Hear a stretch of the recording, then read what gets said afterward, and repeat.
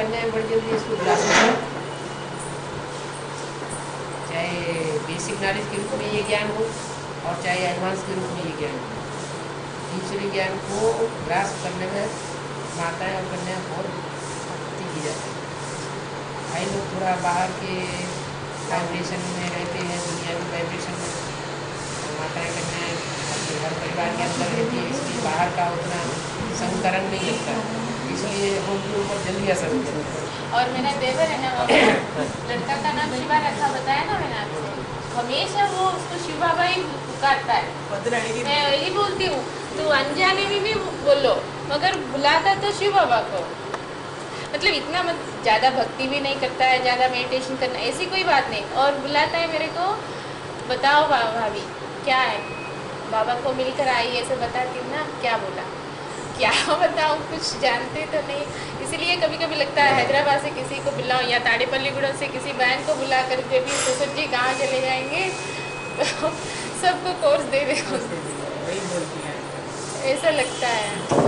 1 घंटा ठीक है, 1 घंटा क्लास में चला कोर्स क्या है, कोर्स तो कोई ऐसी बात नहीं है, कोर्स मानो कोर्स भरना, फोर्स भरना। कुछ भी सुनाए, लेकिन हम बाबा का परिचय दें, बाबा के बारे में कुछ न कुछ संदेश दें, वही कोर्स का कोर्स है। ये आत्मा उमंग उत्साह में आ जाए, उनके ऊपर छाप बैठ जाए, ముద్ర పడిపోవాలి, స్టాంప్ అయితే మనం दुख दर्द दूर होने लगे, हाँ, कि जो दुनिया से जो चीज़ नहीं प्राप्त हो सकती है, वो हमें दुनिया की सबसे बड़ी से बड़ी हस्ती जिसे भगवान कहा जाता है, हमें उसकी प्राप्ति हो रही है, इससे ज़्यादा खुशी और क्या होगी।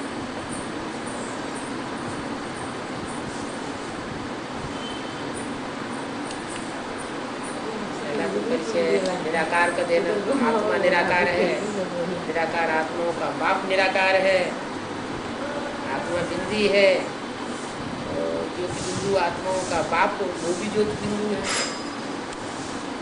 आत्मा को अपने भारतीय परंपरा में गीता में अणुअणुयान सम इस रूप में बोला गया है। भगवद गीता अणु से भी अणुरूप है आत्मा, मन अति सूक्ष्म है, जिसकी यादगार में मस्तक में बिंदी लगाते हैं, आत्मा यहाँ टिकी हुई है, उसकी यादगार में टीका लगाते हैं। तो वो आत्मा का परिचय और आत्माओं के बाप परमात्मा शिव ज्योति बिंदु का परिचय, वो बेसिक नॉलेज है। और उसके बाद वो शिव ज्योति बिंदु जिसका बड़ा आकार शिवलिंग बनाया जाता है, और वो शिवलिंग कैसे साकार में प्रवेश करके साकारी कर्मेंद्रियां होते हुए भी निराकारी स्टेज में कैसे रहता है,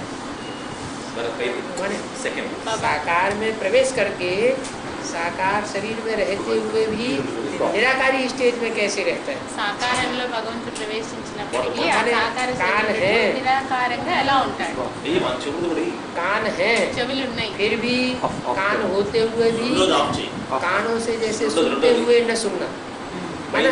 दुनिया वो कलंकीधर रूप में आता है, तो दुनिया कलंक लगाती है, ग्लानि करती है, लेकिन उस ग्लानि को नहीं सुनना, अंदर नहीं धारण करता। तो ऐसे कान मजबूत करना, మన చెవులు అంత ये గట్టిగా उस निराकार का काम है। साकार में आते हुए आँखों से सब कुछ दुष्कर्म देखता है, समझ, लेकिन देखते हुए भी अंदर नहीं चाहिए। न देखना और उसको अंदर धारण न करना किसी के अवगुणों को, वो भगवान बताते हैं। निराकार जो पहली आत्मा इस सृष्टि पर संसार में प्रत्यक्ष होती है निराकारी स्टेज में, उसका काम।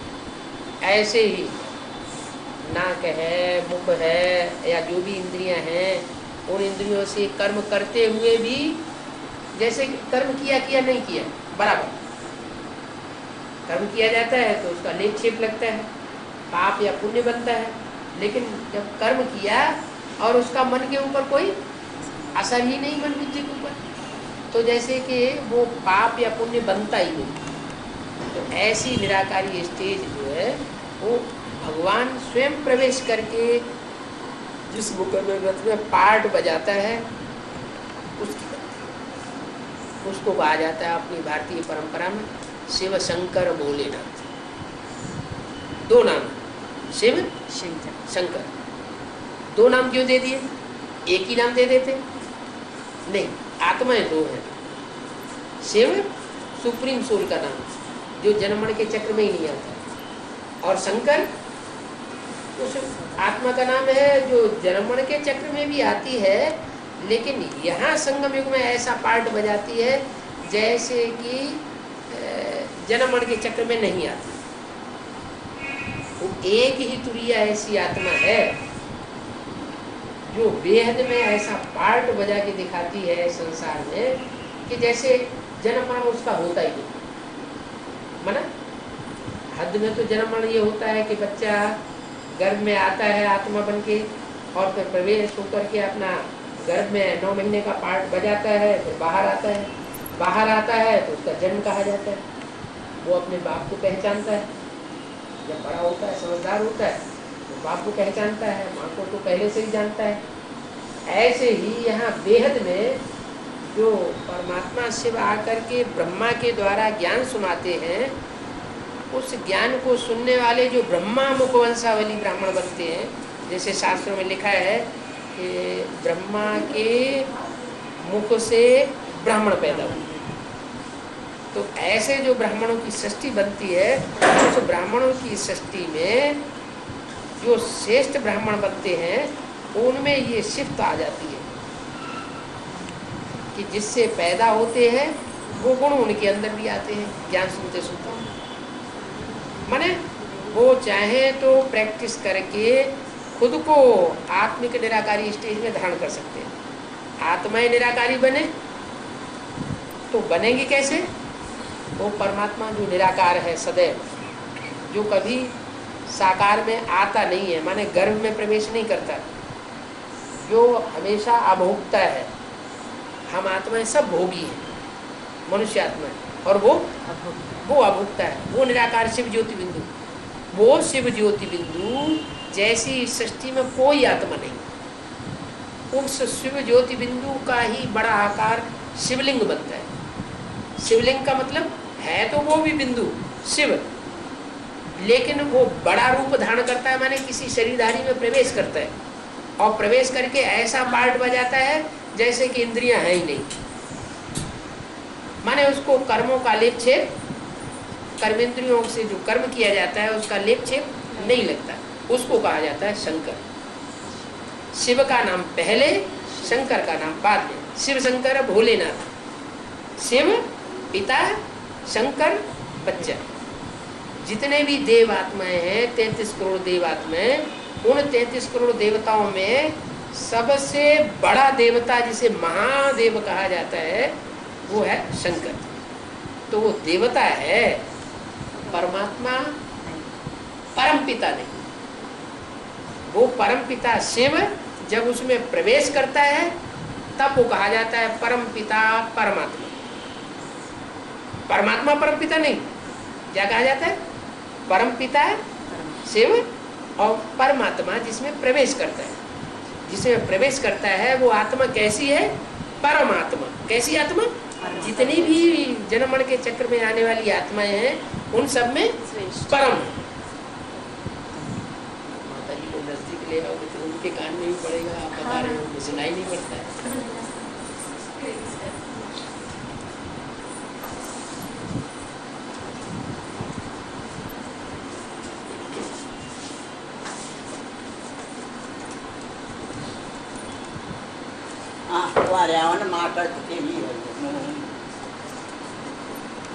तो कान की मशीन भी बनवाई है क्या?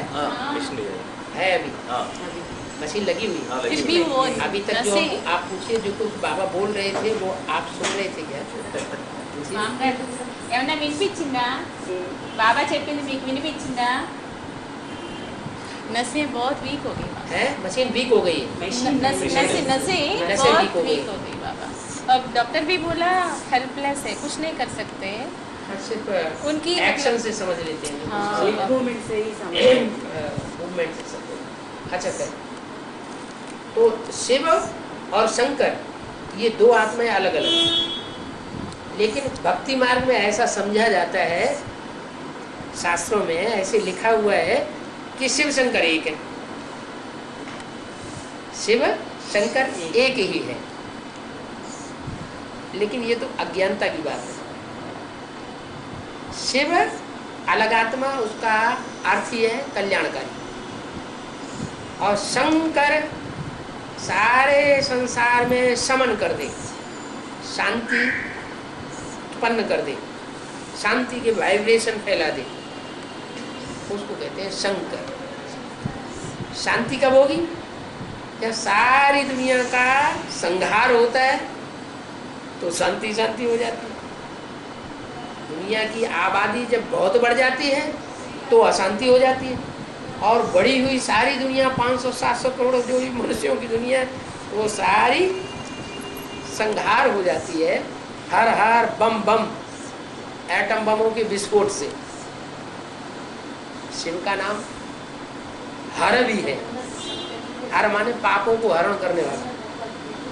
तो जो पापों को हरण करने वाला शिव है वो शंकर के द्वारा हर बनता है। ज्योति बिंदु रूप में कभी हर नहीं बन सकता, माने पापों का हरण नहीं कर सकता। वो जब प्रवेश करता है महादेव में, शंकर में, तब वो हर कहा जाता है। हर और हरि दोनों में अंतर है।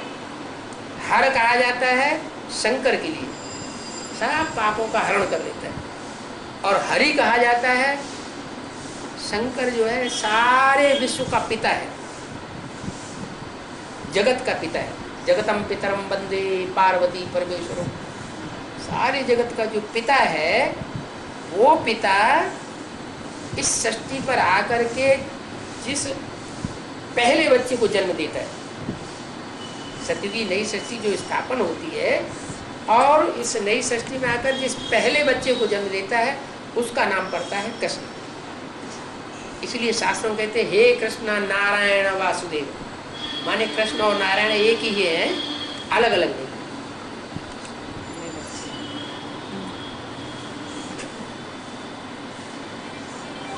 वो कृष्ण 16 कला संपूर्ण जो इस सृष्टि का पहला पत्ता बनता है। सृष्टि रूपी वृक्ष है, उस सृष्टि रूपी वृक्ष का पहला पत्ता कृष्ण, उसको 16 कला संपूर्ण कहा जाता है।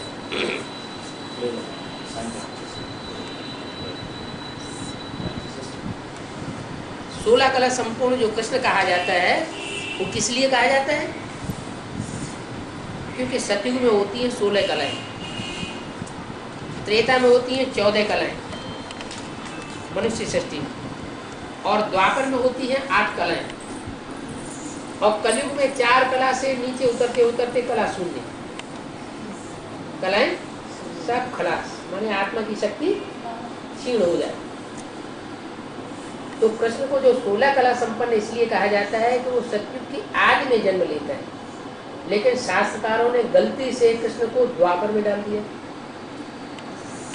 क्या कि कृष्ण भगवान ने आकर के इस सृष्टि पर द्वापर के अंत में महाभारत युद्ध कराया, और महाभारत युद्ध में जो महाभारत युद्ध में पांडवों की 5 की विजय हुई, और बाकी सारी सेना जो कौरव सेना थी, यादव सेना थी, वो अपोजिशन में थी, वो सब खलास हो गए। तो इसका मतलब ये हुआ कि द्वापर के अंत में जब कृष्ण भगवान बन के आया तो क्या उसने पापी कलयुग की स्थापना की? भगवान आकर के पापी कलयुग की स्थापना करके थोड़े जाएगा। भगवान आएगा तो पुण्य की दुनिया बना के जाएगा या पाप की दुनिया बना के जाएगा? फिर भगवान के आने का फायदा क्या हुआ? तो शास्त्र जो लिखे गए हैं वो मनुष्यों के द्वारा लिखे गए हैं, भगवान ने बैठ करके शास्त्र नहीं लिखे। क्या जैसे धर्म पिताएं आते हैं, इब्राहिम मोहम्मद आए तो उन्होंने कोई कुरान शरीफ लिखी नहीं, उन्होंने तो डायरेक्ट मुख से बोला। क्राइस्ट ने आकर के बाइबल मुख से बोली, बाइबल के महावाक्य, उन्होंने कोई बाइबल लिखी नहीं। ऐसे ही गुरु नानक ने तो डायरेक्ट मुख से बोला, उन्होंने जो गुरु ग्रंथ साहब है वो लिखा नहीं, इन धर्म पिताओं के आने के 300-400 वर्ष के बाद जब जनरेशन इनकी बढ़ जाती है तो वो पुस्तकें लिखी जाती हैं। ऐसे ही जो सनातन धर्म का पिता है, परम पिता जिसे कहा जाता है, जिसे दूसरे धर्म वाले गॉड फादर कहते हैं, मुसलमान अल्लाह मियाँ कहते हैं, वो भी इस सृष्टि पर जब आता है, अल्लाह आकर के अव्वल नंबर धर्म की स्थापना करता है, उसको कहते हैं अल्लाह अव्वल दीन। दीन माने धर्म, और सबसे ऊंचे से ऊंचे धर्म की स्थापना करने वाला इस सृष्टि पर जब आता है तो वो आकर के 16 कला संपूर्ण सृष्टि की स्थापना करता है। कलाहीन सृष्टि नहीं बनाता है आकर के, जैसे लिख दिया है शास्त्रकारों ने, वो द्वापर के अंत में आता है और कलाहीन कलयुग की स्थापना करता है। ये बात बिल्कुल गलत। सच्चाई जो है सिर्फ परमात्मा ही बता सकता है। गॉड इज ट्रुथ कहा जाता है।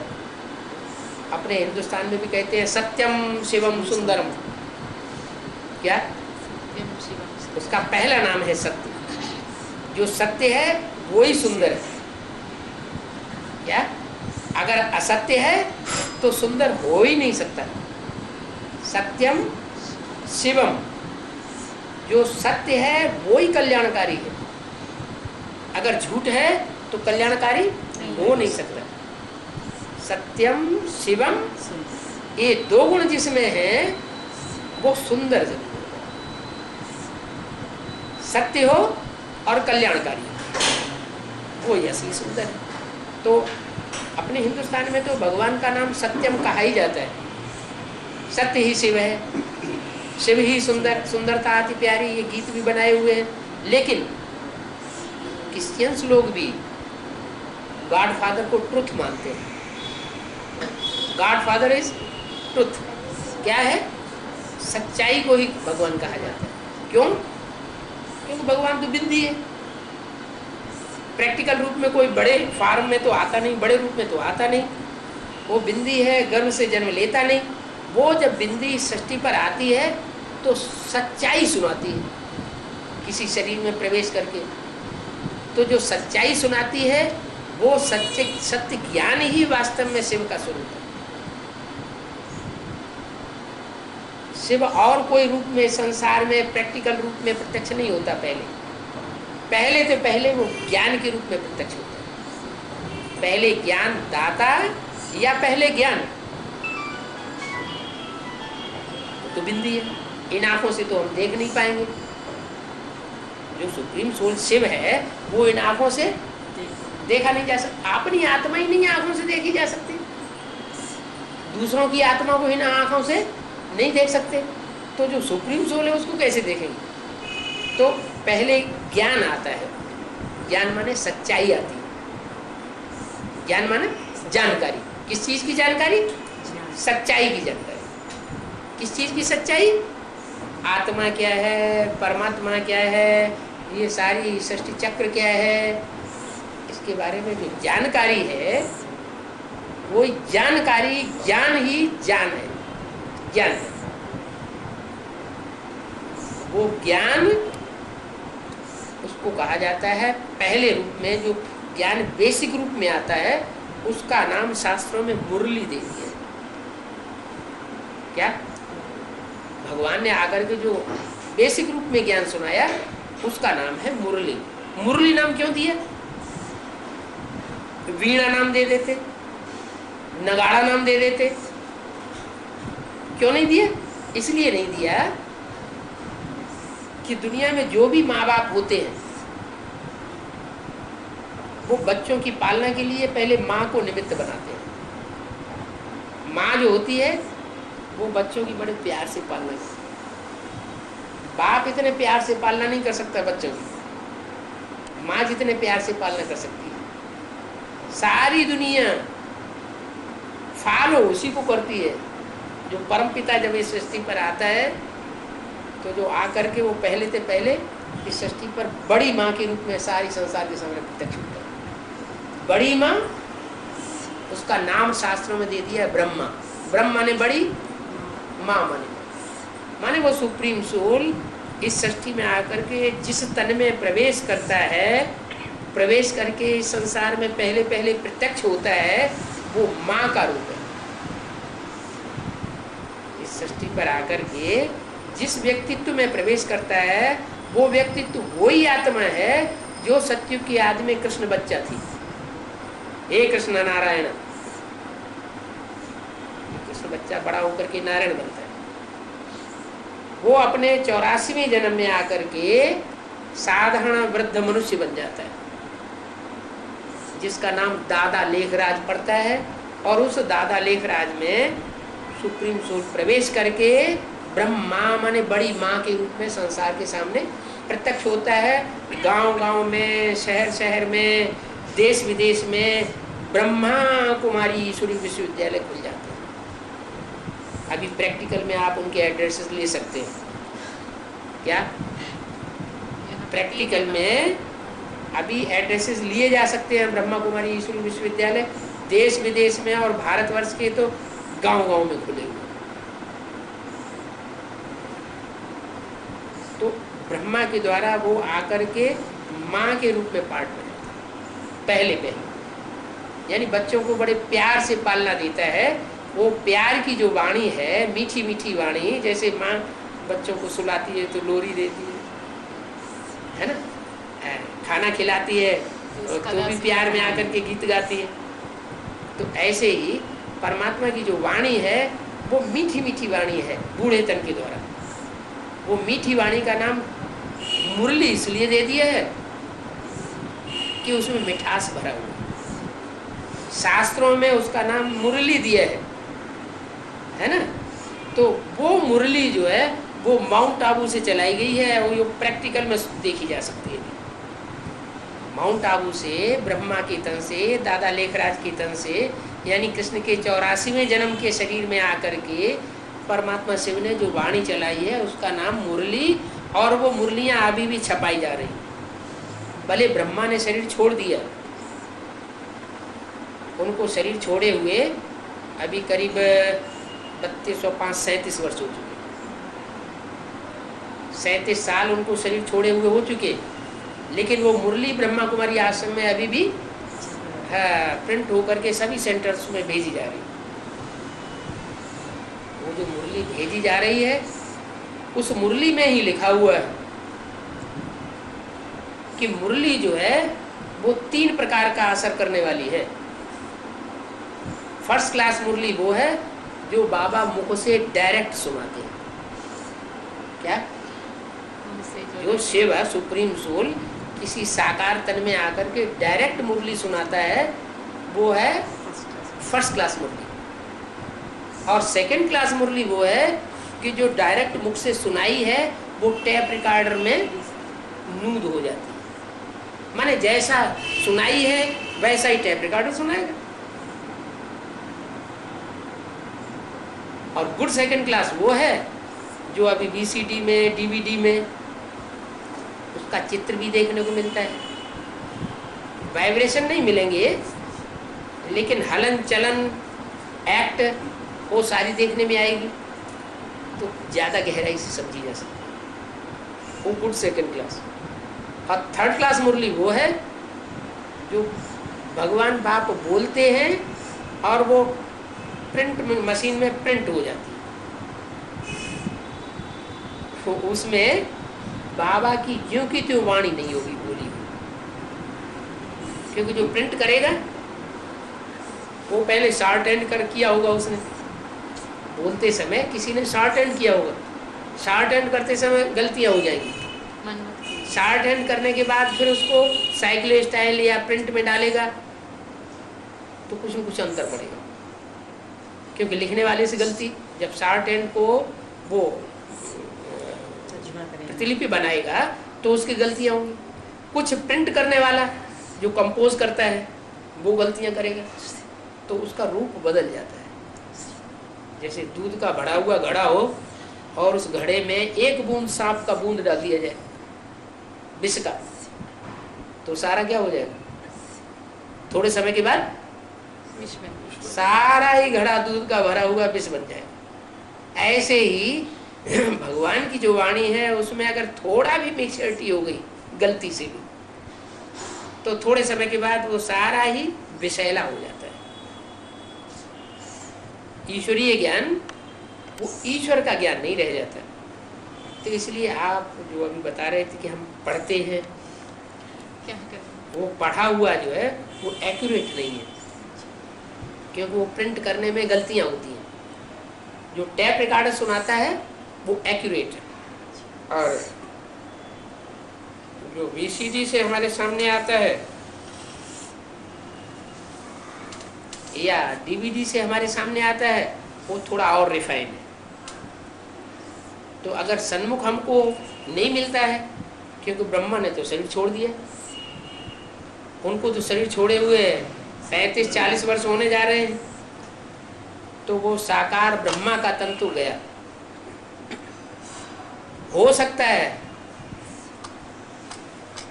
सुनने वालों में से कोई ने पूर्व जन्म में सुना हो, क्या? क्योंकि पूर्व जन्म तो आज से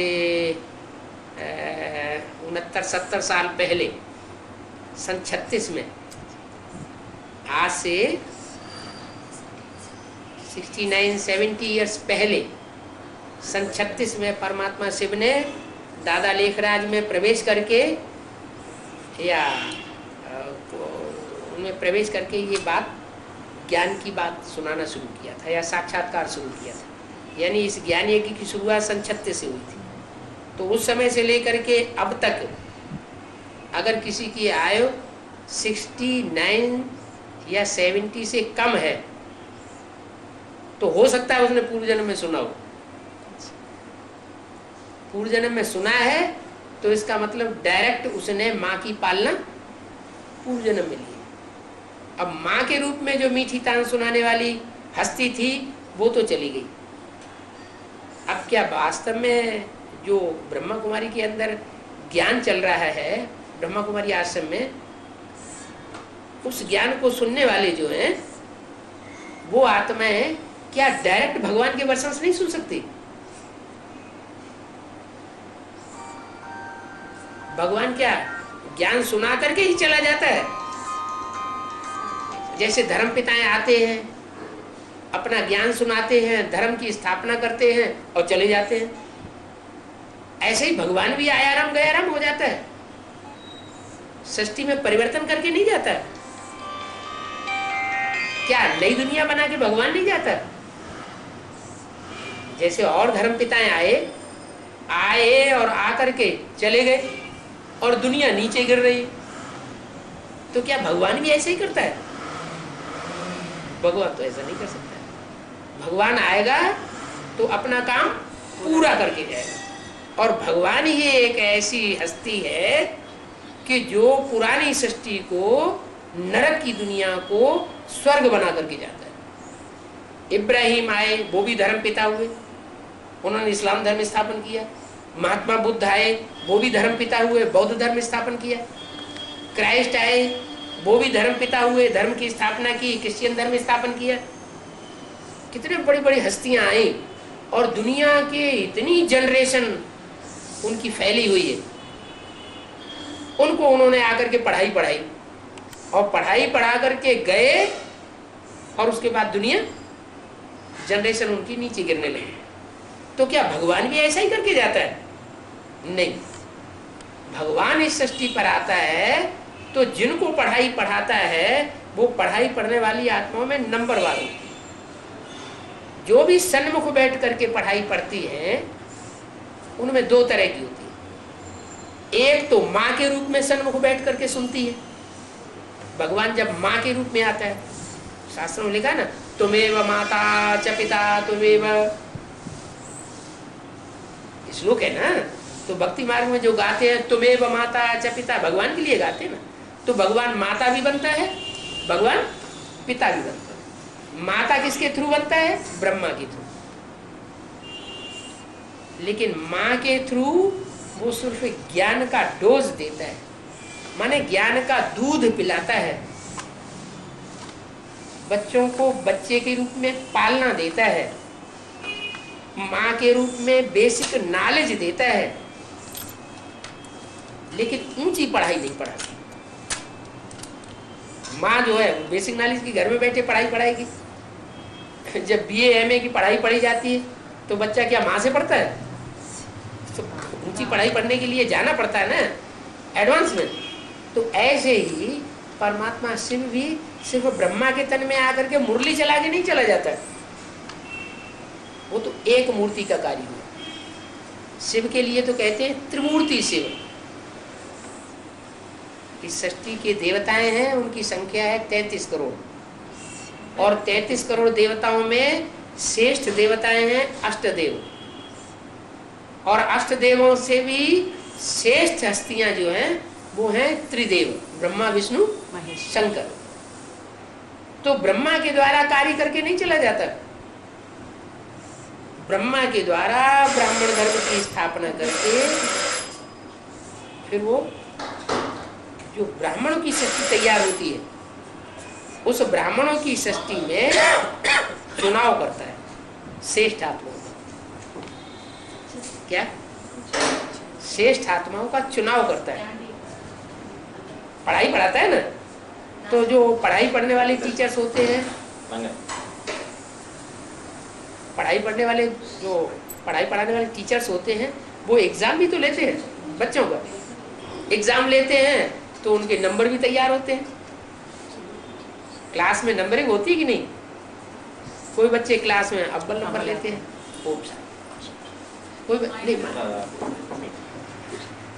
कोई बच्चे अव्वल नंबर लेते हैं क्लास में फर्स्ट क्लास आते हैं।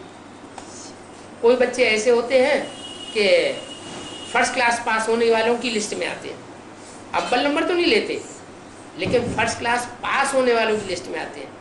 कोई ऐसे होते हैं कि सेकंड क्लास पास होने वालों की लिस्ट में आते हैं, उनकी संख्या ज़्यादा होती है। कोई ऐसे होते हैं कि थर्ड क्लास पास होने वाले की लिस्ट में आते हैं, उनकी संख्या और ज़्यादा होती है। और कुछ ऐसे होते हैं फेल हो जाते हैं। तो ये भी ईश्वरीय पढ़ाई है। ईश्वर आकर के जब इस सृष्टि पर ज्ञान सुनाता है तो ज्ञान सुनाने के बाद उस ज्ञान की परीक्षा भी लेता है। परीक्षा में ऐसे नहीं कि बेसिक ज्ञान में आने वाले सारे ही एडवांस ज्ञान में चले जाएंगे, ऊंची पढ़ाई पढ़ना शुरू कर देंगे। दुनिया में भी तो ऐसे ही होता है। प्राइमरी स्कूल में पढ़ने वाले कितने स्टूडेंट्स ऐसे होते हैं जो BA MA की पढ़ाई पढ़ते हैं? सारे ही पढ़ते हैं क्या? बेसिक नॉलेज में बहुत होते हैं और एडवांस नॉलेज पढ़ने वाले थोड़े होते हैं। तो ऐसे ही ईश्वर भी जब इस सृष्टि पर आता है तो ब्रह्मा के द्वारा जो बेसिक नॉलेज देता है ब्रह्मा कुमारी ईश्वर विश्वविद्यालय के थ्रू, तो वो आकर के उसमें चुनाव करता है। उस चुनाव में जो बच्चे पास होते हैं उनका क्लास फिर ट्रांसफर होता है। बेसिक नॉलेज से वो बच्चे एडवांस नॉलेज में जाते हैं, ऊंची पढ़ाई में। तो जिनका क्लास ट्रांसफर होगा उनका स्थान भी बदल जाएगा और टीचर्स भी बदल जाएंगे कि वही टीचर्स रहेंगे। टीचर्स बदलते हैं ना। तो ऐसे ही इस ईश्वरीय ज्ञान में ब्रह्मा और सरस्वती जो निमित्त बने थे ब्राह्मण धर्म की स्थापना करने के लिए, वो तो चले गए। उनके चले जाने के बाद फिर दूसरी मूर्ति में परमात्मा शिव प्रवेश करता है। वो दूसरी मूर्ति कौन? जैसे पहली मूर्ति है कृष्ण वाली आत्मा जो सत्युग के आदि का पत्ता है, हे कृष्ण नारायण वासुदेव, वो ही कृष्ण वाली आत्मा 16 कला संपूर्ण अंतिम जन्म में 84वें जन्म में कलयुग के अंत में आकर के दादा लेखराज ब्रह्मा बनती है, वृद्ध ब्राह्मण, और उसमें परमात्मा शिव प्रवेश करके उसका नाम देते हैं ब्रह्मा। ब्रह्म माने बड़ी, माँ माने माँ। ऐसे ही वो ब्रह्मा जब शरीर छोड़ देता है 69 18 जनवरी को शरीर छोड़ दिया, उसके बाद परमात्मा शिव दूसरी मूर्ति में प्रवेश करते हैं। वो दूसरी मूर्ति भी राम वाली आत्मा है जो त्रेता में राम कही जाती है। वो ही आत्मा जन्म मरण के चक्र में आते आते अंतिम जन्म में कोई साधारण वृद्ध या बटुक ब्राह्मण बनती है। पहले जो योगियों में ईश्वर के रूप में गाए हुए हैं वो हैं सनत कुमार, सृष्टि के आदि पुत्र। क्या? ब्रह्मा से जो पहले 4 पुत्र पैदा हुए हैं वो उन 4 पुत्रों का नाम शास्त्रों में सनक, सनातन, सनंदन और सनत कुमार नाम दिया गया। उनमें सबसे बड़े जो हैं वो सनत कुमार गाए गए। सनत कुमार इसलिए बड़े गाए गए, वो ज्ञान में बहुत तीखे थे। तो बड़ा और छोटा, क्योंकि बेहद की सृष्टि तैयार हो रही है, इसलिए ज्ञान के आधार पर जो बड़ा, वही बड़ा ठहरा है ईश्वर की नजर में। क्योंकि भगवान तो ज्ञानी तू आत्माओं को पसंद करता है। ज्ञानी तू आत्मा है, जैसे रामायण में लिखा, ज्ञानी प्रभु में प्रवेश प्यारा। ज्ञानी आत्मा है परमात्मा को विशेष प्रिय, भक्त भी प्रिय है, लेकिन जो ज्ञानी बनते हैं वो भगवान को विशेष प्रिय है। क्योंकि भगवान तो बुद्धिमानों की बुद्धि है, बुद्धि ज्ञान का विषय है। तो ज्ञान माना जानकारी, जानकारी लेने में जो सबसे तीखे जाते हैं। भगवान का प्रैक्टिकल रूप और कोई चीज नहीं होती है। भगवान तो आकर के जो ज्ञान सुनाता है वो ही उसका प्रैक्टिकल स्वरूप है। भगवान तो ज्योति बिंदु है, वो बिंदु का आकार शिवलिंग दिखाया गया है। शिवलिंग जो है वो गांव-गांव में, शहर-शहर में उसका रूप बना हुआ है, निराकार की यादगार। वो जनमण के चक्र में नहीं आता। जनमण के चक्र में वो आत्माएं आती हैं जिनमें वो प्रवेश कर सकता है। तो जिनमें प्रवेश करता है उन आत्माओं को वो फर्स्ट क्लास रूप में संसार के सामने प्रवेश करता है, प्रत्यक्ष करता है। वो हैं भगवान की पढ़ाई पढ़ने वाले 108 श्रेष्ठ आत्माएं, जो माला के मणकों के रूप में हर धर्म में सुमिरण किए जाते हैं। आज भी कोई धर्म ऐसा नहीं है, नास्तिक धर्म को छोड़ करके, रसिया को छोड़ करके, जहां माला नहीं स्मरण की जाती। माला की जो 108 मणके हैं वो उन श्रेष्ठ आत्माओं की यादगार हैं, जो हर धर्म से आत्माएं चुनी जाती हैं और चुन करके ब्रह्मा कुमारी ईश्वर विश्वविद्यालय में आकर के ब्राह्मण बनते हैं। उन्हीं ब्राह्मणों में से, बेसिक नॉलेज लेने वालों में से फिर चुनाव होता है, तो वो एडवांस में आते हैं। और वो एडवांस में आने वाली जो आत्माएं हैं वो दूसरी मूर्ति, जो शंकर की मूर्ति कही जाती है, माने राम वाली आत्माएं ही इस कलयुग के अंतिम जन्म में जब एटम बम तैयार होते हैं तो उस समय हर हर बम बम का नारा प्रैक्टिकल में साबित करने वाली शंकर की मूर्ति साबित होती है। शंकर को महादेव क्यों कहा जाता है? दूसरी देवताओं को महादेव क्यों नहीं कहा गया? जो बड़ा काम करेगा वो बड़ा देवता कहा जाएगा। बड़ा काम कौन? दूसरे धर्म के धर्म पिताएं जितने भी हुए हैं उन्होंने वो बड़ा काम नहीं किया। जितना बड़ा काम परमात्मा सेवक शंकर के द्वारा करा दिया था। कौन सा कार्य? सब धर्म पिताओं ने आकर के अपने अपने धर्म की स्थापना की है, अपने अपने धर्म की धारणाओं को सुनाया है और धर्म की स्थापना करके चले गए। पुरानी परंपराओं को किसी ने नष्ट नहीं किया। पुराने जो धर्म चले आ रहे हैं उनको नष्ट नहीं किया। जब पुरानापन खत्म नहीं होगा और नया धर्म स्थापन हो गया तो दोनों में क्या होगा? टकराहट ही तो होगी। तो इब्राहिम आए, उन्होंने इस्लाम धर्म स्थापन कर दिया। सनातन धर्म तो भारतवर्ष में पहले से ही स्थापन था। महात्मा बुद्ध आए, उन्होंने बौद्ध धर्म स्थापन कर दिया। क्राइस्ट आए, उन्होंने क्रिश्चियन धर्म स्थापन कर दिया। गुरु नानक आए, उन्होंने सिख धर्म स्थापन कर दिया। जितने भी धर्म पिताएं आए उन्होंने अपना अपना धर्म की धारणा स्थापन कर दी और एक नया वाद चला दिया। पुरानेपन का, पुरानी कुरीतियों का नाश किसी ने भी नहीं किया। वो कार्य शंकर के द्वारा परमात्मा आकर करा। सब अधर्मों का विनाश। धर्म के नाम पर जो वितंडावाद फैलाने वाले जितने भी अधर्म बन गए हैं उन सब अधर्मियों का विनाश और सब धर्म की स्थापना ब्रह्मा के द्वारा परमात्मा आके कराता है। तो ब्रह्मा के द्वारा श्रेष्ठ ब्राह्मण तो तैयार हुए पड़े हैं, लेकिन उनकी प्रत्यक्षता तब तक नहीं हो सकती जब तक ढेर की ढेर तादाद में जो रावण, कुंभकर्ण, मेघनाथ जैसे दुष्ट ब्राह्मण भी पैदा हो जाते हैं। साथ साथ श्रेष्ठ ब्राह्मणों की संख्या थोड़ी होती है जो ब्रह्मा के मुख से पैदा होते हैं, मुखवंशावली ब्राह्मण बनते हैं, जो ब्रह्मा के मुख से निकले हुए ज्ञान को ज़्यादा महत्व देते हैं, ब्रह्मा के चोले को ज़्यादा महत्व नहीं देते। ब्रह्मा के शरीर को, देह को प्यार नहीं करते, ब्रह्मा कुमार कुमारियों की देह को प्यार नहीं करते, लेकिन ब्रह्मा के मुख से निकली हुई भगवान की वाणी को ज़्यादा प्यार करते हैं, महत्व देते हैं। वो मुखवंशावली ब्राह्मण गुरु वशिष्ठ और विश्वामित्र जैसे थोड़े होते, सप्तऋषि जिन्हें कहा जाता है, और बाकी सब आसुरी ब्राह्मण तैयार हो जाते हैं, ढेर की ढेर तादाद। ये प्रैक्टिकल में अभी साबित होने वाला है। ब्रह्मा के द्वारा ब्रह्मा कुमारी ईश्वरी विश्वविद्यालय जो देश में, गांव-गांव में और विदेशों में भी जो फैला हुआ है, उसमें अच्छे से अच्छे तबक्के के भी ब्राह्मण हैं, लेकिन थोड़े हैं, और खराब से खराब तबक्के के भी ब्राह्मण हैं जो बहुत तादाद में। इसलिए ब्रह्मा के द्वारा जो मुरली बोली है, उसी में बाबा ने बोल दिया है कि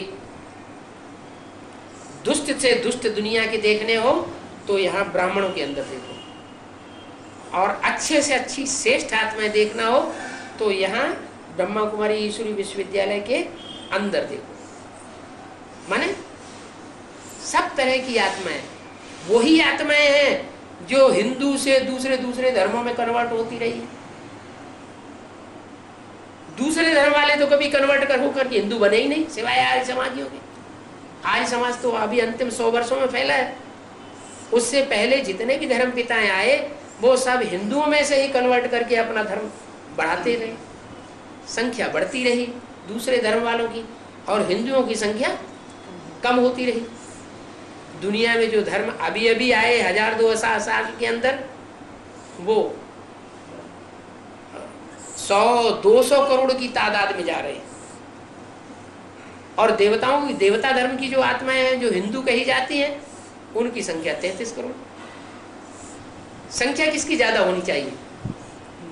पुराने धर्म की संख्या ज्यादा होनी चाहिए, या जो नए नए धर्म दुनिया में आए उनकी संख्या ज्यादा होनी चाहिए? पुराने धर्म की संख्या ज्यादा होनी चाहिए। उनकी संख्या कम क्यों हो गई? क्योंकि दूसरे धर्मों में कन्वर्ट होते रहे। कन्वर्ट क्यों होते रहे? वही आत्माएं कन्वर्ट होती है जो पहली चतुर्युगी, जो उससे पहले हुई है, पूर्व कल्प में। दूसरे धर्मों से खींच करके परमात्मा ने उन श्रेष्ठ आत्माओं को, दूसरे धर्म की श्रेष्ठ आत्माओं को खींच करके ब्राह्मण बनाया था। वही ब्राह्मण आत्माएं अभी नंबरवार नौकरियों के ब्राह्मण तैयार हो गए। शास्त्रों में लिखा हुआ है ब्राह्मणों की नौकरियां होती हैं। 9 ऋषि हुए हैं, उन 9 ऋषियों के नाम पर ब्राह्मणों के 9 गोत्र हुए। कोई काश्यप गोत्र के ब्राह्मण, कोई भारद्वाज गोत्र के ब्राह्मण, एक से एक अच्छे ब्राह्मण भी और एक से एक नीची कुरी के भी ब्राह्मण बताए गए। तो प्रैक्टिकल में अभी तैयार हो गए। उनमें श्रेष्ठ हैं 2 वंश जो शास्त्रों में गाए हुए हैं, एक सूर्यवंश और एक चंद्रवंश। तो शंकर जो तीसरे नेत्र के रूप में संसार में प्रत्यक्ष होता है, वो है ज्ञान सूर्य, और ब्रह्मा जो शीतल ज्ञान देता है बच्चों को, वो शीतल ज्ञान की प्रकाश देने वाला है ज्ञान चंद्रमा।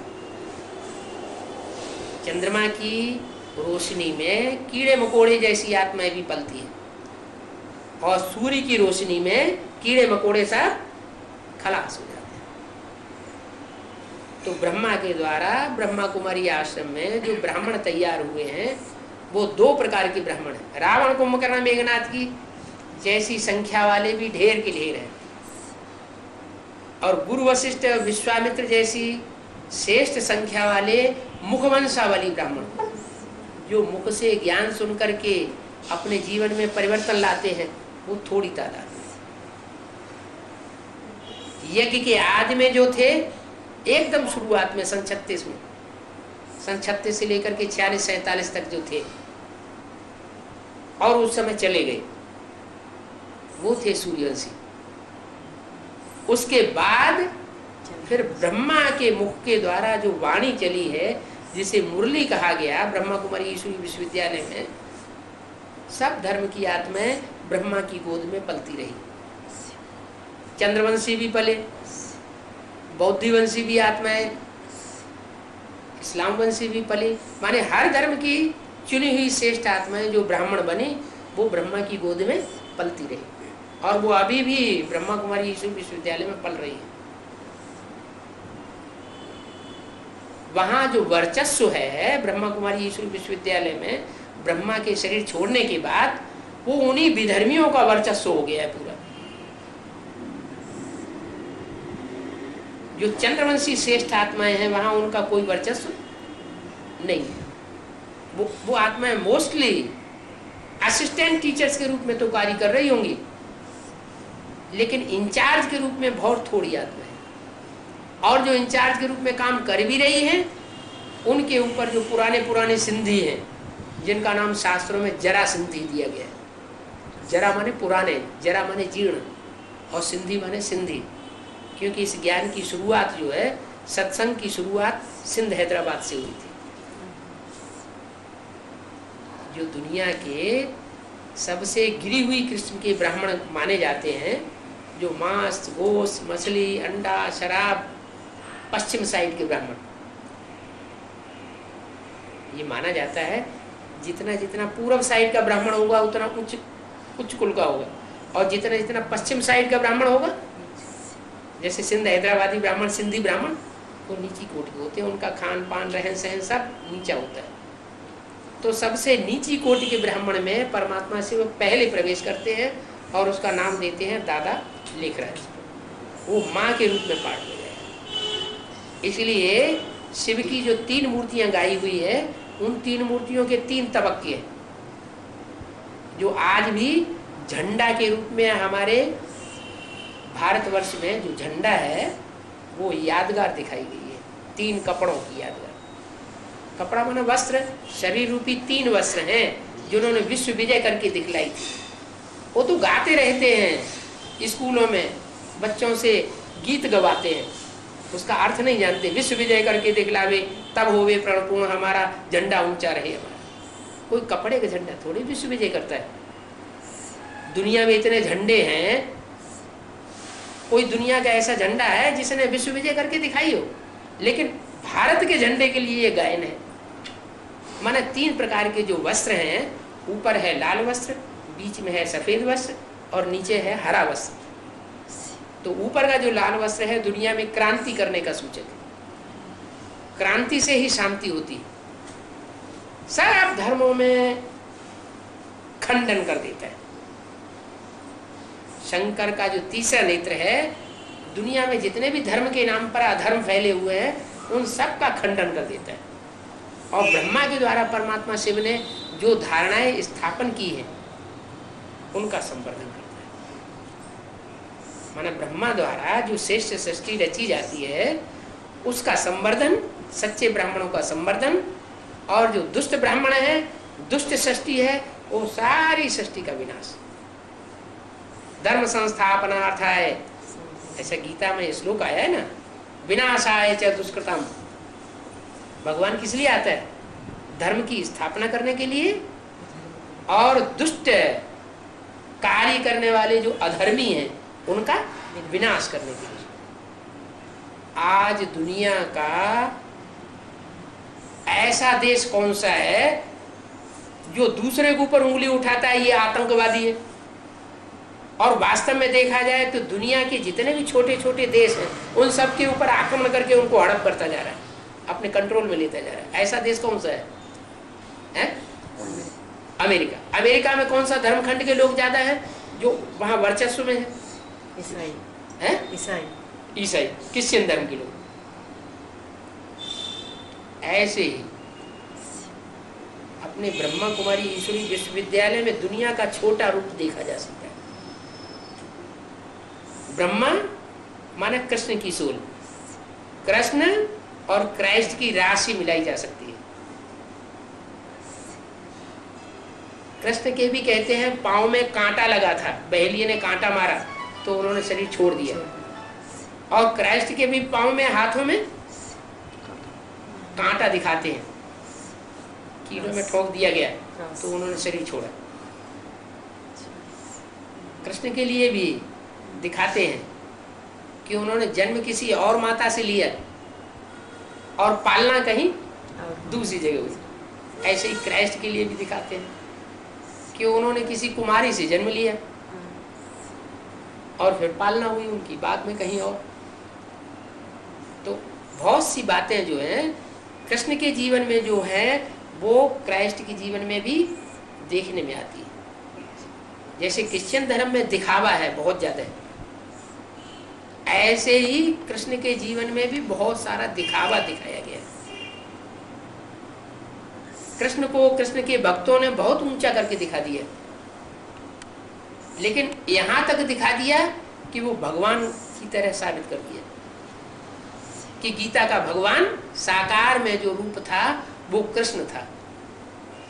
अब गीता पढ़ी जा रही है तो पढ़ने वाले देखते हैं उसमें ढेर सारे ऐसे श्लोक हैं जिन श्लोकों से ये साबित होता है कि वो तो निराकारवादी रचना है। गीता में ऐसे ढेर श्लोक हैं जिनसे ये साबित होता है वो निराकारी दुनिया का रहने वाला है भगवान।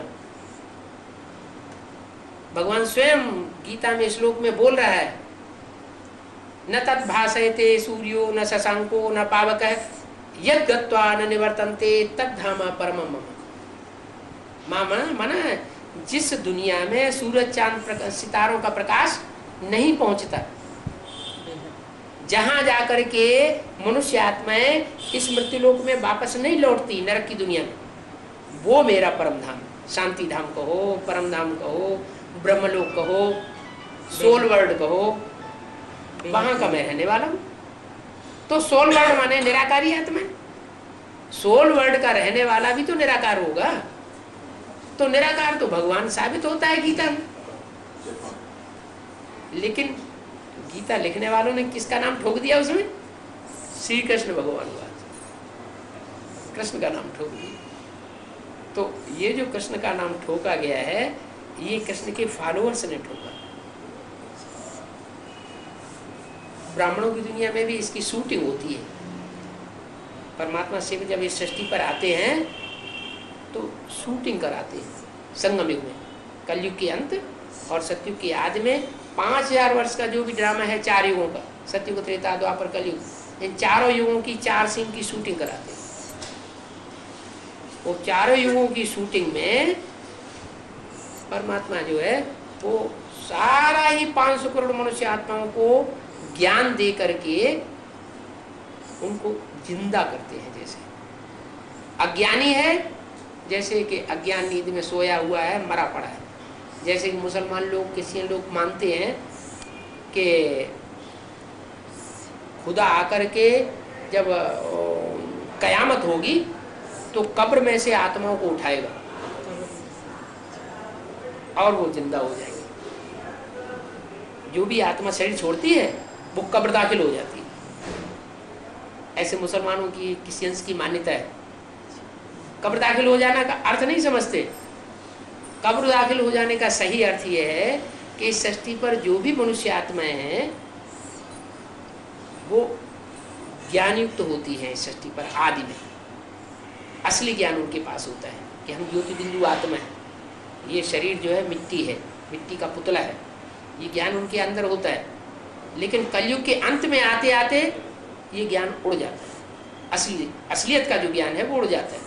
माने सारी आत्माएं जो हैं वो मिट्टी अपने शरीर को समझने लगती है, अपने को ये समझती हैं कि हम बस मिट्टी के पुतले हैं। ये सबको भूल जाता है कि हम ज्योति बिंदु आत्मा है। हिंदू भी भूल जाते हैं, जो बिंदी लगाते हैं, टीका लगाते हैं, वो इस बात को भूल जाते हैं कि आत्मा ज्योति बिंदु यहाँ टिकी हुई है। स्टार सिर्फ दिखाने के लिए टीका लगाते हैं, बिंदी लगाते हैं, लेकिन उनको याद नहीं है वो आत्मा ज्योति बिंदु, उस ज्योति बिंदु में कैसे अनेक जन्मों का संस्कार भरा हुआ है ये उनकी बुद्धि में नहीं आती। उस आत्मा में मन, बुद्धि और संस्कार, ये 3 शक्तियां समाई हुई है। जब आत्मा शरीर छोड़ती है तो ये नहीं कहा जा सकता कि जो शरीर छोड़ करके आत्मा चली गई तो उस शरीर में, मुर्दा शरीर में मन बुद्धि रह गई। शरीर छोड़ के आत्मा चली गई, मन बुद्धि की शक्ति चली गई। बाकी सारा शरीर रहा हुआ है, 10 ज्ञानेंद्रियां और कर्मेंद्रियां रही हुई है, पूरा शरीर रखा हुआ है। क्या निकल गया? मन बुद्धि की पावर निकल। जो मन बुद्धि की पावर है वही आत्मा है। वो मन बुद्धि की पावर जो ज्योति बिंदु के रूप में यहाँ मस्तक में निवास करती है, उसी की रोशनी आंखों में से निकल रही है। मनुष्य की मृत्यु होती है तो आंखों की रोशनी चली जाती है। माने आत्मा ज्योतिर्मय है। वो ज्योतिर्मय आत्मा गई, आंखें बटन हो गई, उसमें कोई रोशनी नहीं रह गई। तो वो ज्योति स्वरूप आत्मा, ज्योति बिंदु स्वरूप अति सूक्ष्म आत्मा जो भ्रुकुटी के मध्य में निवास कर रही है, वो अपन को अभी देह समझ रही है। हर मनुष्य अपने को देह समझ रहा है। किसी से पूछो आप कौन है, तो कहेंगे हम डॉक्टर हैं। आप कौन है, वो कहेंगे हम वकील हैं। आप कौन है, हम प्राइम मिनिस्टर हैं। आप कौन है, कहेंगे हम चमार हैं, जूता गांठने वाले। ऐसे ही बोलते हैं ना। ये कोई नहीं बताता कि हम ज्योति बिंदु आत्मा है। एक कलयुग के अंत में सब ऐसे कब्र दाखिल हो जाते। कब्र माने मिट्टी। जो भी आत्मा है सब इस शरीर रूपी मिट्टी में समा गई, जैसे कि मिट्टी बन गई, अपने को देह समझ बैठती है। तो ये उसका अर्थ है कब्र दाखिल होने का। चाहे हिंदू हो, चाहे मुसलमान हो, चाहे क्रिश्चियन हो, चाहे ईसाई हो, आखिरी जन्म में आकर के सब कब्र दाखिल हो जाते हैं। अब विनाश का टाइम आ गया है। एटम बम बन चुके हैं। हर बम बम का टाइम आ चुका है। शंकर जी के नाम के साथ बम बम शब्द लगाया जाता है। कोई कारण होगा? विष्णु के नाम के साथ क्यों नहीं हर हर बम बम लगाया जाता है? ब्रह्मा के साथ बम बम शब्द क्यों नहीं उच्चारण किया जाता है? क्योंकि विष्णु और ब्रह्मा बम्बों का विस्फोट नहीं कराते। बम बनवाना और बम्बों का विस्फोट कराना, ये उसके हाथ में नियंत्रण शक्ति है। जब वो परमात्मा इस सृष्टि पर आता है, उसी समय एटम बम नाम की चीज मनुष्यों की बुद्धि में आती है। सन 36 से ये ज्ञान शुरुआत हुई। उसके 7-8 साल के बाद 20-20 मेगावाट के बम्बियां बनी थी, जो हिरोशिमा और नागासाकी के ऊपर पहले विस्फोट की गई। उससे 5-7 साल पहले मनुष्य की बुद्धि में एटमिक एनर्जी का नाम निशान नहीं था। कहां से ये ज्ञान आया? वो परमात्मा स्वयं इस सृष्टि पर जब आता है तो शंकर के द्वारा प्रेरणा दे करके उन वैज्ञानिकों से वो एटमिक एनर्जी तैयार कराता है। उन एटमिक एनर्जी तैयार करने वालों में इतनी ताकत नहीं है कि वो उसका विस्फोट करके सारी दुनिया का ध्वंस कर दें। वो ताकत भी उनमें तब आएगी जब शंकर तीसरा नेत्र खोलेगा और उनको ऑर्डर करेगा, माने प्रेरणा देगा कि अब इस दुनिया का ध्वंस करो। नई दुनिया तैयार हो गई, नई दुनिया का संगठन तैयार हो गया, न माने जन्नत तैयार हो गई, पैराडाइज तैयार हो गया, स्वर्ग की नई दुनिया तैयार हो गई। अब इस पुरानी दुनिया का 500 करोड़ का विनाश। तो ये विनाश का कार्य सिवाय महादेव शंकर के दुनिया की कोई भी हस्ती नहीं कर सकती, न करा सकती। इसलिए उनको महादेव की स्टेज पर बैठाया गया 3 मूर्तियों। ब्रह्मा की मूर्ति, उससे ऊपर विष्णु की मूर्ति सफेद कपड़ा, और उससे ऊपर शंकर की मूर्ति जिसकी यादगार है लाल कपड़ा। क्या क्रांति करता है? जितने भी धर्म हैं उन सब धर्मों में ऐसा ज्ञान फैलाता है कि वो सब धर्म स्वतः ही खलास हो जाते हैं, लड़ झगड़ के, और सद्धर्म की स्थापना हो जाती है। जो सद्धर्म स्थापन होता है, जो नया संगठन बनता है, उसकी पालना का काम विष्णु को सौंपा जाता है। विष्णु कोई 4 भुजाओं का व्यक्ति नहीं होता। 4 भुजा माना 4 विशेष आत्माएं सहयोगी बनती हैं। संस्कार उनके चारों के मिलके एक बन जाते हैं, जिसको विष्णु भगवान कहा जाता है। 4 कौन सी आत्माएं? राम के साथ सीता और कृष्ण के साथ राधा। राधा कृष्ण और राम सीता, ये 4 सहयोगी भुजा के रूप में कहे जाते हैं। भुजा माना सहयोगी। कहते हैं ना, हमारा भाई मर गया, जैसे हमारी दाहिनी भुजा टूट गई। तो भुजा टूट गई, दाहिनी भुजा टूट गई का मतलब क्या हुआ? सहयोगी समाप्त हो गया। तो भुजा की निशानी जो है वो शास्त्रों में या शास्त्रकारों ने, या जो अजंता एलोरा एलिफेंटा में चित्र बने हैं आज से 2000 साल पहले, वो चित्रकारों ने वो भाव भरा था उन भुजाओं में कि भुजा के रूप में कार्य करने वाली 4 विशेष आत्माएं हैं इस सृष्टि की, जो भगवान के कार्य में सहयोगी बनती है। वो संगठित जब होती हैं तो उनको विष्णु रूप कहा जाता है, विष्णु भगवान। वो नई सृष्टि की पालना का कार्य करती हैं चारों मिलकर। तो ब्रह्मा के साथ सरस्वती, उन्होंने तो 68, 69 तक कार्य किया इस सृष्टि पर। और उसके बाद अभी शंकर के द्वारा, शंकर और उनकी सहयोगिनी शक्ति पार्वती, ये दोनों शक्तियां, राम और सीता, ये दोनों मिलकर के अभी भी यज्ञ में कार्य कर रहे हैं। एडवांस पार्टी के द्वारा इनका कार्य संपन्न हो रहा है, और संपन्न होने के बाद जैसे ही वो एडवांस संगठन तैयार हो जाएगा, वैसे ही ब्राह्मणों के संगठन की जो पुरानी दुनिया है, जिसकी सत्ता असुरों के हाथ में चली गई, कन्वर्टेड ब्राह्मणों के हाथ में चली गई, वो कन्वर्टेड ब्राह्मण जो कम कला के ब्राह्मण होते हैं और द्वापर युग से दूसरे धर्मों में कन्वर्ट हो जाते हैं, भारत का नाम बदनाम कराते हैं, दूसरे धर्म पिताओं और उनके फॉलोअर्स का नाम बाला करते हैं और भारत को धोखा दे जाते हैं पावरफुल आत्माएं, क्योंकि भगवान का ज्ञान उन्होंने भी कभी लिया था, लेकिन पावरफुल होने पर भी वो ज्ञान की गहराई को नहीं पकड़ते। ज्ञानदाता ने जिसमें प्रवेश करके ज्ञान दिया है उस व्यक्ति का आधार लेते हैं। क्या? परमात्मा शिव है ज्ञान सुनाने वाला, और वो प्रवेश करता है राम और कृष्ण में। कोई राम कृष्ण का भगत बन जाए और शिव को कोई महत्व ना दे। एक तो है शिव को महत्व देने वाली आत्मा, और एक है रामकृष्ण देहधारियों को महत्व देने वाली आत्मा है। तो कौन सी श्रेष्ठ हुई? जो मुख से सुने हुए ज्ञान को महत्व दे, वो है शिव को महत्व देने वाली, क्योंकि ज्ञान है निराकार चीज। और जो साकार देहधारियों को महत्व दे, वो हुए देह को महत्व देने वाले देह अभिमानी। तो देवान से पैदा होने वाले हुए राक्षस, और ज्ञान से पैदा होने वाले हुए देवता। देवताओं की ज्यादा से ज्यादा संख्या है सिर्फ 33 करोड़, जो भगवान के ज्ञान को सुनते हैं और इस सृष्टि पर आकर के सुख का, स्वर्गीय सृष्टि का अनुभव करते हैं। बाकी इतनी दुनिया जो बढ़ी हुई है, 500-700 करोड़ मनुष्य हैं इस दुनिया में, वो सब आसुरी संस्कार वाली असुर। अब ये आसुरी दुनिया सब ध्वंस होने वाली है।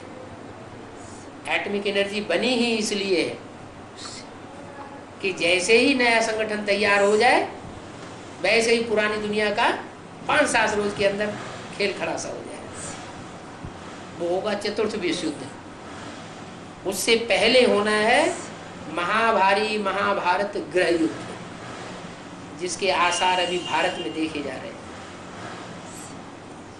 इसका पक्का प्रूफ ये है कि भारतवर्ष में जितनी राजनीतिक पार्टियां पनप रही हैं, उतनी दुनिया के किसी भी देश में राजनीतिक पार्टियों की संख्या ज्यादा नहीं है। तो सब आपस में लड़ रहे हैं। भारतवर्ष में जितने धर्म की आत्माएं ज्यादा से ज्यादा संख्या में पनप रही है, इतनी ज्यादा से ज्यादा धर्मों की संख्या, ज्यादा से ज्यादा धर्म के धर्मावलंबी दूसरे देशों में नहीं। क्रिश्चियन धर्मखंड है तो वहां क्रिश्चियंस ही ज्यादा होंगे, दूसरे धर्मखंड लोग ना के बराबर। बौद्ध धर्मखंड होगा तो बौद्ध धर्म के फॉलोअर्स ही वहां ज्यादा होंगे, जैसे तिब्बत। दूसरे धर्म के लोग उतनी संख्या में, ज्यादा संख्या में नहीं है। एक दुनिया की एक ही ऐसी राजधानी है जहां सब धर्मों ने अपना राज्य गमाया किया है, दिल्ली। आज भी देखा जाए तो दिल्ली एक ऐसा स्थान है जहां मंदिरों की जितनी बहुतायत है उतनी बहुतायत गिरजाघरों की भी है, उतनी बहुतायत मस्जिदों की भी है, उतनी बहुतायत गुरुद्वारों की भी है। माना हर धर्म का वर्चस्व जो है वो भारत में ज्यादा से ज्यादा परसेंटेज में, और दिल्ली उसकी कैपिटल है। तो ये दूसरा धर्म का प्रूफ। तीसरा प्रूफ है जितने राज्य इस छोटे से देश में हैं और राज्यवाद के आधार पर जितना ये देश आपस में लड़ रहा है उतना दूसरे किसी देश में इतना झगड़ा नहीं। जो एमपी के लोग हैं वो अपने राज्य को बहुत बढ़ावा देना चाहते हैं, तमिलनाडु के लोग हैं वो अपने राज्य को बहुत बढ़ावा दे रहे हैं, यूपी के लोग हैं वो यूपी को ज़्यादा बढ़ावा देना चाहते हैं, बंगाल के लोग हैं तो बंगाल को ज़्यादा बढ़ावा, आंध्र प्रदेश के लोग हैं तो बस तेलुगु देशम पार्टी ही सब कुछ बने संसार में, वो ही सब कुछ है। ऐसा माहौल बनता चला जा रहा है।